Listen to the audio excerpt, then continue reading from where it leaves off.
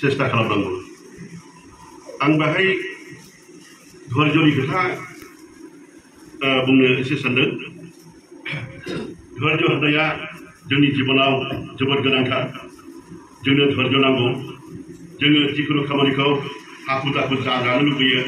हाखु दाखु जों मोननो लुबैयो हाखु दाखु जोङो सिद्ध जानो लुबैयो नाथाय जोंनि लुबैनाय बादि नङा जों दिनै इसोरनियाव दङ जोंनिया गोबांथार गिदिर थांखि लानानै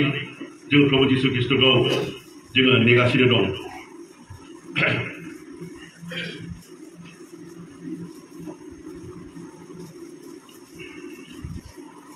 आं फरायनि किन्तु আমি বিভক দেখা নাই তাহলে যদি আশা করো তেন্তে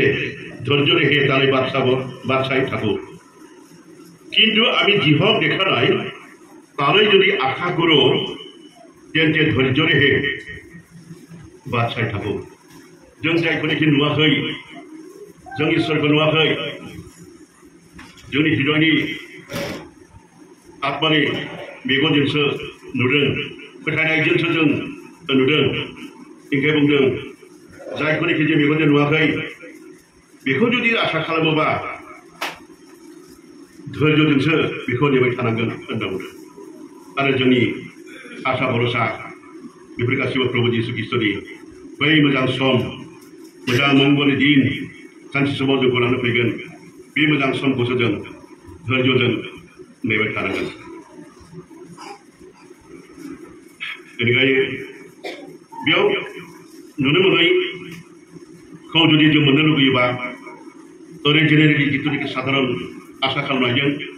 नेनाय बादि नङा आरो बियो गोख्रों गोथौ गोसोजों फोथायनायजों बै लुबैनायखौ मोननो हास्थायनायखौ मोननोबा जों जोबोद गोग्गोम गोसोजों जों बेखौ नेनांगोन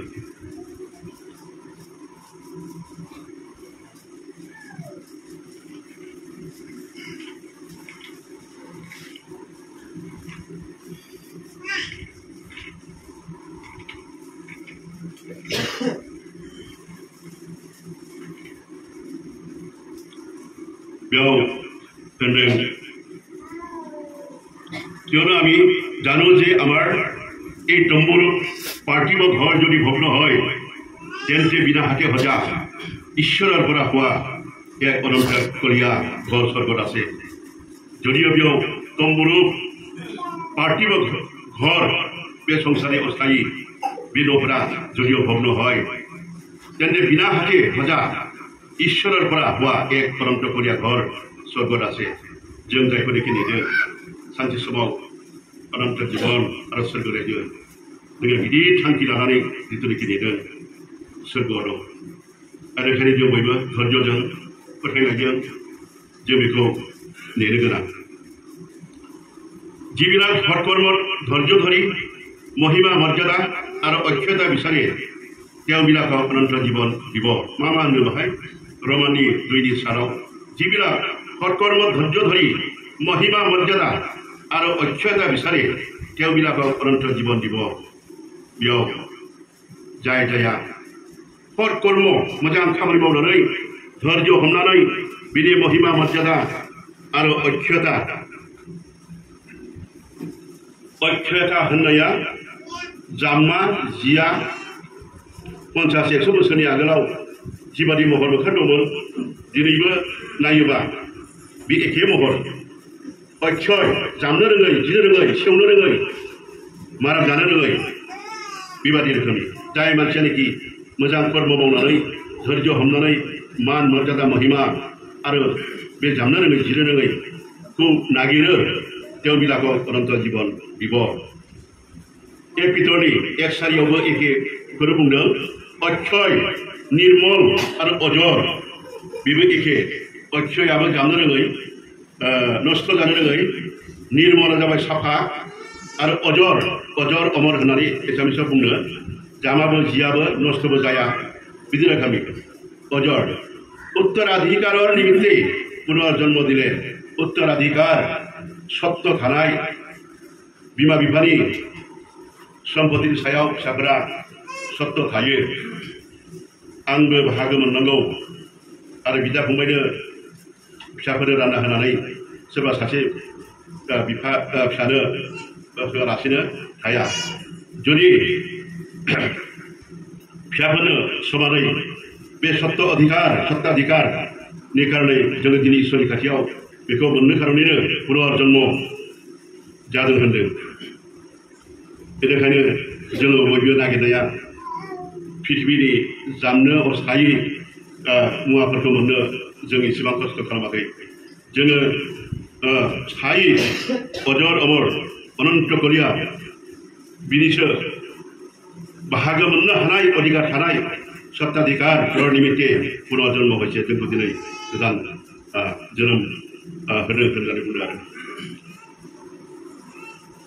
लुबनि 2:21 सैधनिफ्राय 19 फरायबा धैर्यजों निज निज प्राण रैखा करिबा धैर्यआ जाबाय बिराद महागुण धैर्य हमनो हानाय धैर्यजों गावखौ गाव कन्ट्रल खालामनो हानाय मानसिया जोबोद गुन गोनां गालाथियाव होनदों 6:4 प्रतिजने निजर कर्म परीक्षा करक तेहे तेव अन्यर कथार नहय निजर कथार हेस्लार कारण हब बिदिया बेयाव साफ्रोमबो बेखिया गावनि कर्मखौ परीक्षा खालाम अब्ला बियो मालायनि खोथायाव नङा गावनि खोथायावसो बियो बाख्नायजानाय बा समालोचना खालामजानाया जागोन होनदों आरो रमानि 8:13 होनदों शरीरर कर्मबल आत्मा द्वारा बोध करा तेते जीवा मोदोमनि मावनाय दांनाय मोदोमनि लोभ लालस मोदोमनि हास्थायनाय बेफोर गासैखौबो जोङो बे अनन्त कलिया अजर अमर बिनि उत्तराधिकार जानानै सानसे समाव जों इसोरनिफ्राय बेखौ जुदि जोङो मोननो हास्थायोब्ला नै दा जोंनि मोदोमनि हास्थायनाय लुबैनाय बेफोर गासैखौबो जोङो गारजोबनांगोन बिदि होनो बेखौ आत्मा द्वारा बोध करा आत्मानि दारै बेखौ बुथार ओंखायनो आत्माखौ जायगा हो बेबायदि होनो आरो शरीरर कर्मबल आत्मा द्वारा बोध करा रमाननि 8:13 पदाव बेखौ जों मोनो जोंहा जुदि हास्थायनाय एफाग्राब गिदिर थांखि दङब्ला जोङो धैर्यजों नेबाय थादोंब्ला जोङो बेसेखिनिखौबो मावनांगोन जोंनि मोदोमनि लुबैनाय लोभ लालस पृथिबिनि सा सम्पति संसाराव जिउ खांनो खारनैथ' नांगौ नाथाय खायसे गोबांथार सा सम्पतिनि मालिक जानो लुबैयो रां रुफानि मालिक जानो लुबैयो ना बेबादि रोखोमनि जायोबा जों देरहानाय नङा जोङो कर्मखौ बिदि मोदोमनि माबाखौ आत्मानि दारै बुथारनांगोन बिदि आरो बेनिखाय 1 Peter 4:7 प्रार्थना खूब बुट हुआ हबा प्रार्थनायाव खूब बुट जोंनि फोरोंगिरि दं अभिज्ञ बेयाव गोरों मानसिफोर दङ एसामिसफोरखौबो मिथियो बुट होननाया जाबाय आन्दाज मोननाय थट गोनां बिदि आरो खूब बुट आरो साधारन नङा मोजां थट मोननाय मोजाङै बुजिनाय खूब बुट बिचार बिबेचना खालामनाय आन्दाज मोननाय थट मोननाय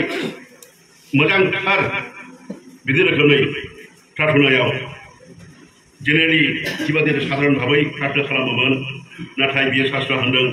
जे प्रार्थना खूब बुट हबा आन्दाज मोननानै थारखौ मिथिथारनानै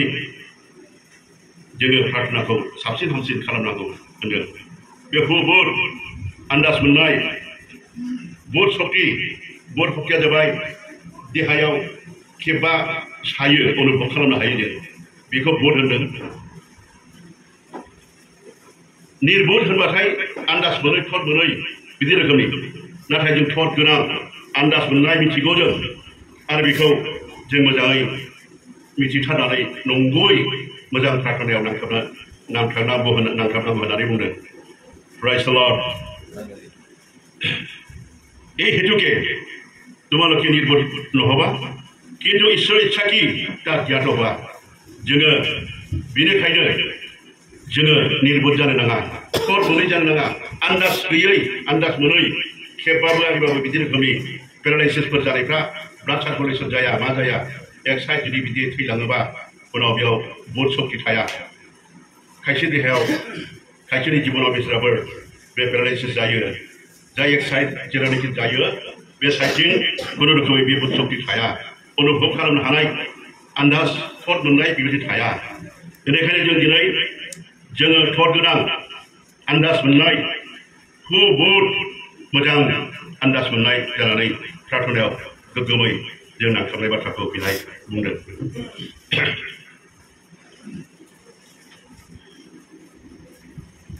आरो प्रभुनि इच्छाया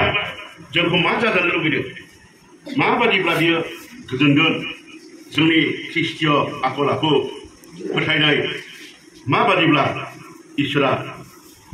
बियो गोजोनगोन मोजां मोनगोन हामजागोन बेखौ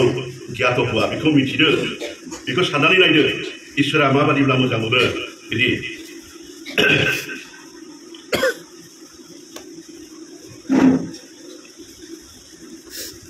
बेयाव मोनसे ओरैनो एग्जाम्पल माबा जायो बुजिनो आन्था जेरै बिफांफोर आबादफोर फिथाइ सामथाइ बिदि माने बिबार बारि बिबारफोर बेफोर गासिबो बेगरनिफ्राय जायो आरो जों खोथिया फोयो दाथ' दैज्लां फैनोसै खोथिया फोसिगोन खायसे खायसे खोथियाफोर हाफोरखौ थियारि खालामबायानो बे खोथियाखौ फोनानै जेथेनाखि हायाव नांगोन बियो गाजा बेरगोन गाजा बेरनानै बियो बिफां ओंखारगोन बियो जेरै सुन्दर खोथिया माइनि माबाखौ ओंखारगोन माइ ओंखारनानै बे माइया सेवलाङो गाव बिफां जाबाय बिफां मोनसे खोथिया ओंखारबाय नाथाय बे माइया आरो गोग्गो थाला बे थैलाङो आरो बे खोथियाखौ गायनानै सुन्दर बिदि गेदेर जानानै बिबार बारनानै फिथाइ थायनानै एकदम रग' रग' बिदि रोखोमनि आबाद मोनो जोंनि मोदोमनि बिसयावबो बेखौ बुंदों जे आत्मानि जोंनि गासिबो मोदोमनि हास्थायनाय लुबैनाय गासिबो बेफोरखौ आत्माजों बुथारनानै आत्मिक भाबै गोदान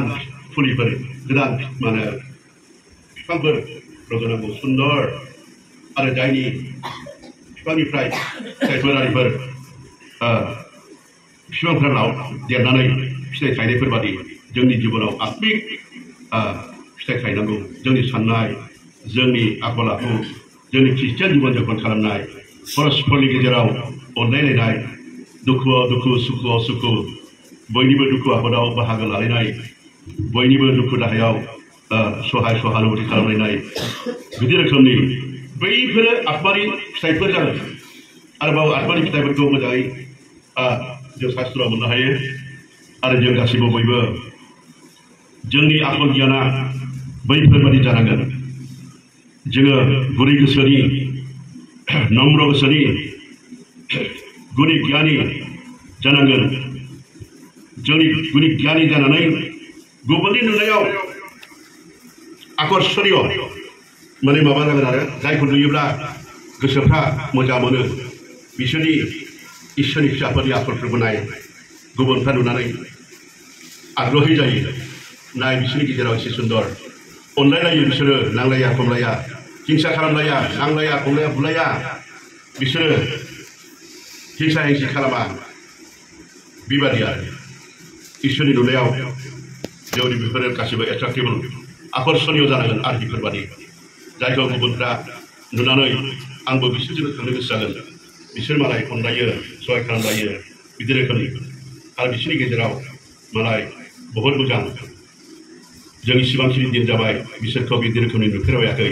आउल जाउल नांलाय खमलाय उल्थां फाल्थां बेबायदि रोखोमनि बिसोरखौ नुफेराखै होननायफोरबादि आत्मिक भाबै जोङो बिदि फिथाइ थायनो गोरों जानांगौ होमबा जों बयबो बिदि रोखोमनि जानो চেষ্টা खालामनांगौ তিমথিনি 6:12 বিশ্বাসৰ উত্তম যুদ্ধৰ প্ৰাণপণ কৰা অনন্ত জীৱন ধাৰণ কৰা তার নিমিত্তে তুমি আমন্ত্রিত হলা বিশ্বাसर उत्तम युद्ध फोथायनायनि उत्तम युद्ध उत्तमा श्रेष्ठ सबसे हामसिन उत्तम বিশ্বাসর उत्तम युद्ध प्राणपण करा अनंत जीवन धारण करा तार निमित्ते तुमी आमन्त्रित हला ईश्वरा नोंसोरखौ बिनि खारनै नोंसोर लिंहरदों आमन्त्रण खालामदों बिदि आरो आंनि जिउआ आंनि प्राण जीवन थांना थासान्दि फोथायनाया गोख्रों जानो खारनै जों बेखौ युद्धफोरबादि सेस्था खालामनांगौ शास्त्र बेखौ होनदों বিশ্বাসर उत्तम युद्ध प्राणपण करा होननानै बुंदों आरो जों गोसो गोरबोजों फोथायनायाव थिग जानो हायागौ माने इसोरनि खाथियाव जोङो स्ट्राइक खालामनायफोरबादि फास्टिं थायै थायै इसोरनि बोसोनफोरखौ गासिबो मानिनानै दान बन होनानै इसोरनि आज्ञाफोरबादि सोलिनानै जाहाथे जोङो फोथायनायाव गोख्रों जानो हायो बिदि फोथायनायाव गोख्रों जानो हायो বিশ্বাসनि उत्तम युद्ध होनदों युद्ध हर्जिक युद्धफोरबादि गोसो सिंजों हास्थायबाय थानाय गोसो सिंजों सेस्था खालामबाय थानाय जेसेबां समसिमहालागै आङो फोथायनायाव गोख्रों जानो हाया बेसेबां समसिमहालागै सिरि सिरि इसोरनि खाथियाव खुद्रि खुद्रि इसोरनाव बिदों बाथिं थादों आरो प्रार्थना खालामदों बेबादि खालामनांगौ होननानै बुंदों जिउ थासान्दि आङो जेसेबां हायो आङो फोथायनायाव गोख्रों जानो सेस्था खालामनांगौ बिदि आरो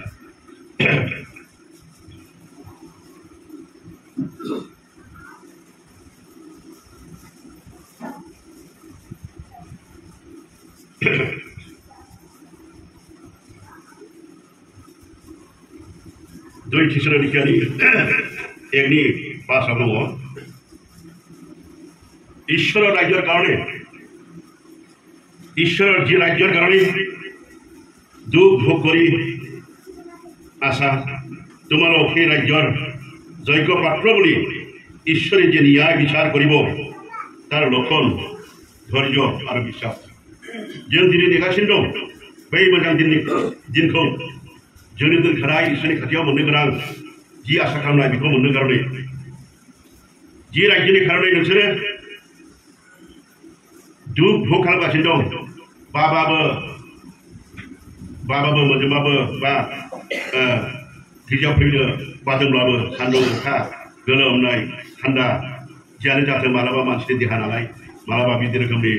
बानायबो फैयो मानायबो फैयो बिदि खस्थ'बो मोनो फारसेथिं थायो मा थायोना बेफोर गासिबो बै राज्योनि कारणे खस्थ' खालामगासिनो दं जों जे आसा खालामनाय बे राज्योनि कारणे स्वर्ग राज्यो अनन्त जीवननि कारणे जोङो आसा खालामगासिनो दं जि राज्यर निमित्ते दुख भोग करी आशा তোমালোকক সেই राज्यर যোগ্য পাত্র বলি ঈশ্বরে যে ন্যায় বিচার করিব তার লক্ষণ বিনি লক্ষণা जाबाय धैर्य आरो বিশ্বাস लास्टाव धैर्यजों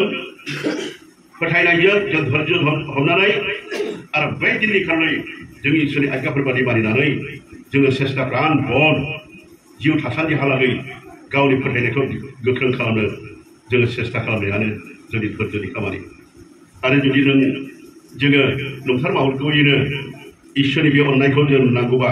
इसोरा जोंखौ जोंनि थाखाय जिथुनिखि दोनखादों बेफोरखौ मोनथारनांगौब्ला जोङो फोथायथारनांगोन इसोरनि बाक्यखौ जों मानिथारनांगोन आरो जे बोसोनखौ सेस्था खालामथारनांगोन। Praise the Lord.